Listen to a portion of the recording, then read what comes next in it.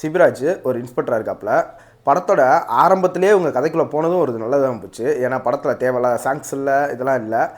ஆரம்பத்திலே ஒரு பொண்ணு மிஸ் ஆகுது அப்படின்னு சொல்லி ஒரு கேஸ் வருது. அந்த கேஸை கண்டுபிடிக்க போய்க்கிருக்காப்புல.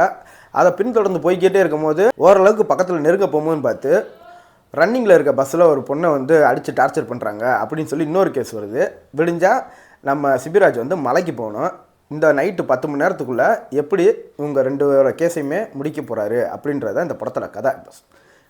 என்னங்க படம் சூப்பராக எடுத்துருக்காங்க. படம் உண்மையிலேயே சொன்னோம்னா படத்தில் சிபிராஜ் அந்த ஃபஸ்ட்டு கேஸ் வாங்கினதுலேருந்து இன்டர்வல் வரைக்குமே படம் நமக்கு ஸ்பீடாக போகிறாப்புல தான் இருக்கும். கொஞ்சம் அங்கங்கே கொஞ்சம் வண்டி தள்ளாடுற மாதிரி இருக்கும் போதெல்லாம் தங்கத்துறையோட காமெடி வந்து கொஞ்சம் ஃபில்லப் பண்ணிவிட்டு போயிடுது.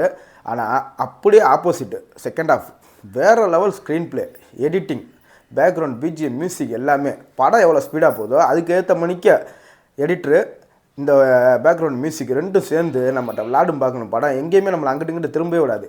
இது போக இல்லாமல் கடைசியில் ஒரு ட்விஸ்ட்டு வேறு வச்சு செம்மையாக முடித்தாங்க படத்தை. இந்த படம் வந்து உங்களுக்கு 1 மணி நேரம் 58 நிமிஷம் வர்றது அது ஒரு பெரிய ப்ளஸ் பாயிண்ட்டு. உண்மையிலே சிபிராஜுக்கு இது ஒரு கம்பேக்கான படம் தான்.